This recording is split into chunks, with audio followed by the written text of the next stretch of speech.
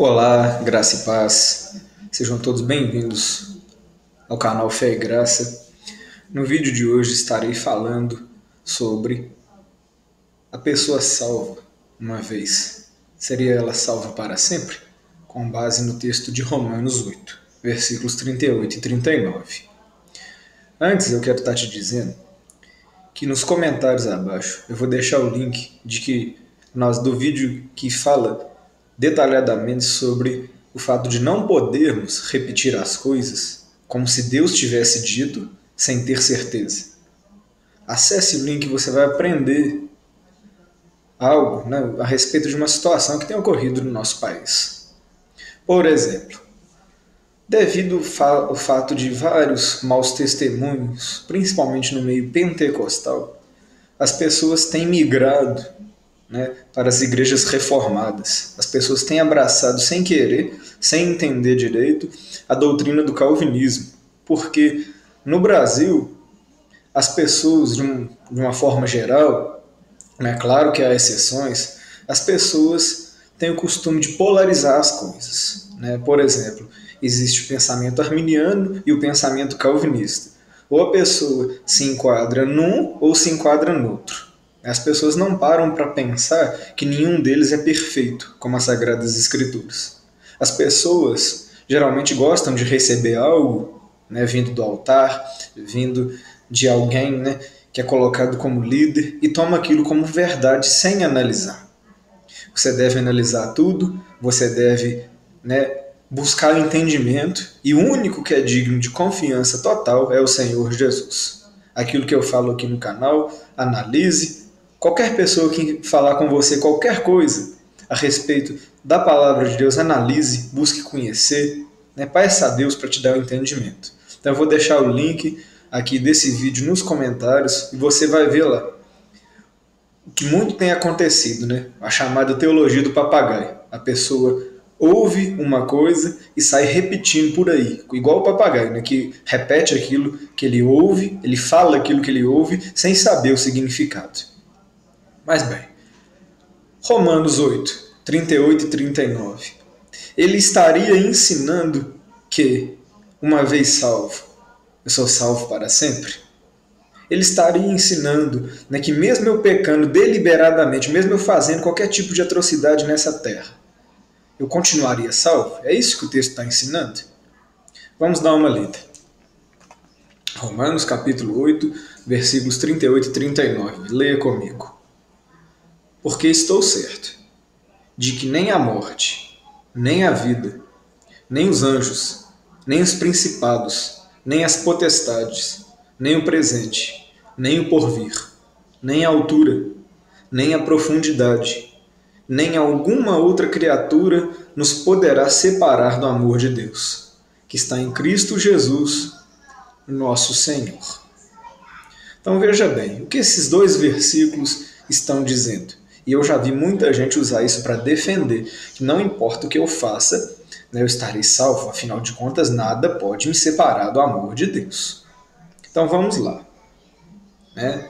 O apóstolo Paulo diz: estou certo de que nem a morte e nem a vida, nem os anjos, nem os principados, nem potestades, nem o presente, nem o porvir. Eu não vou falar detalhadamente de cada um, pois alongaríamos o vídeo. Mas, por exemplo, a morte. O fato de eu morrer. Nós não sabemos a que hora vamos. Posso morrer agora. Nós não sabemos que hora vamos partir. Uma vez que eu morro, eu estou separado do amor de Deus? Nós sabemos que não. Nem o porvir. O que poderia acontecer? Um fator externo.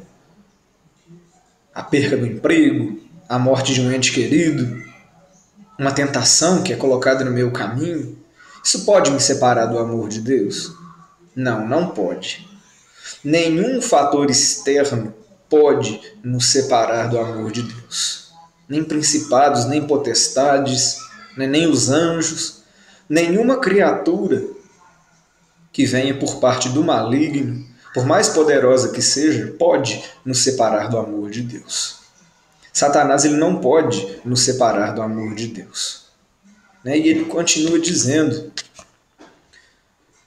nem o presente, nem o porvir, ou seja, as situações que podem vir a acontecer ou aquelas que estão acontecendo, nem a altura, nem a profundidade, nem alguma outra criatura nos poderá separar do amor de Deus que está em Cristo Jesus, nosso Senhor. O amor de Deus está em Cristo.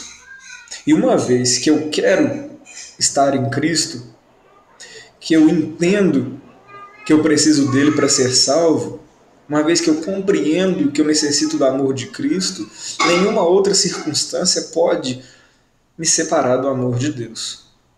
Mas eu quero chamar a atenção para o detalhe que esses dois versículos eles apresentam fatores externos à relação do cristão com Deus.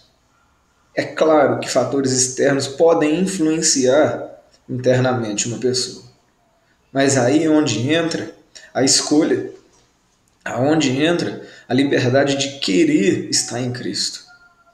A palavra diz, no começo do Evangelho de João, que as pessoas ali daquela região onde Jesus peregrinou viram, né, uma grande luz, mas os homens amaram mais as trevas do que a luz, porque as suas obras eram más.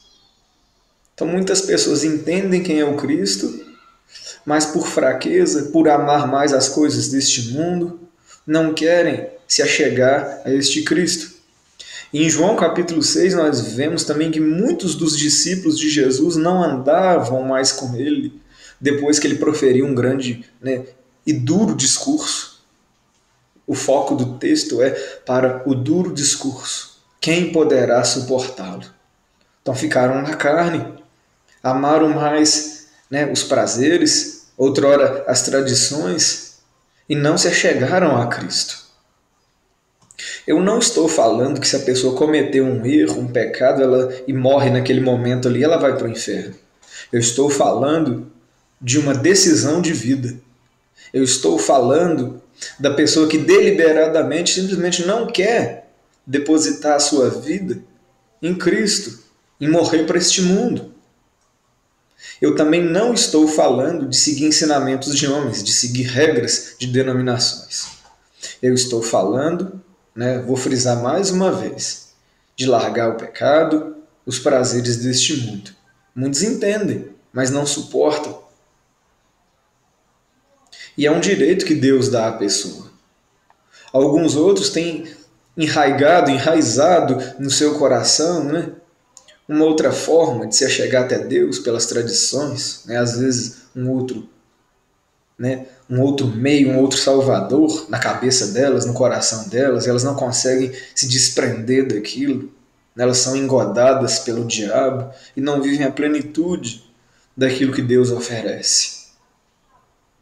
Mas, focando no caso do cristão, que conheceu a Jesus, que o reconheceu como o único salvador da sua vida, a partir do momento que essa pessoa entende que só Jesus salva, que ela não pode se salvar, que não há outro caminho, não há outro intercessor, intermediador. A partir deste momento, se ainda assim ela decidir deliberadamente não querer saber mais de ouvir, de praticar os ensinamentos de Cristo, esse texto não diz que isso é impossível. Esse texto não diz que a pessoa não pode se separar. Ela diz que nada pode nos separar. Esse texto fala de fatores externos. Então, por favor, não, se você pensa ao contrário, que a pessoa uma vez salva é salva para sempre, não use esse texto para se justificar, para justificar aquilo que você crê. Eu respeito quem crê desta forma. Há vários textos inseridos em contextos que mostram que não é assim, mas eu respeito. Agora, se você crê dessa forma, saiba que esses textos, que esses dois versículos de Romanos 8, inseridos neste contexto, né, eles falam de fatores externos, fatores alheios, né, a Deus e a pessoa. E tem mais, né? Ainda usam que Jesus não lança fora de maneira nenhuma aquele que vem a ele. Então, como explicar no dia do julgamento ele vai apartar os bodes das ovelhas? É porque as atitudes dos bodes, né? Não foram atitudes de quem realmente receberam a sua palavra, ainda que creram na sua existência. Como explicar isso então? É simples, né? Os nossos atos, nós devemos, né? Os nossos atos, eles vão mostrar se realmente nos entregamos ao Senhor. Eu poderia citar aqui, eu vou citar rapidamente, sem entrar em detalhe, é aquele que quiser vir após mim, negue-se a si mesmo, tome a cada dia a sua cruz e siga-me. É o cada dia. A palavra de Deus, o Evangelho, ele não retrata alguém que encontrou com Jesus, reconheceu que ele é o Cristo e pronto. Aquele momento ali, então, fez com que a pessoa fosse salva independente daquilo que ela venha a fazer.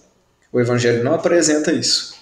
Esses 2 versículos, aprenda, entenda, né? Quer você goste ou não, eles apresentam aqui fatores externos. Eles apresentam aqui fatores, né, como outro agente interferindo para te separar de Deus. Isso é impossível.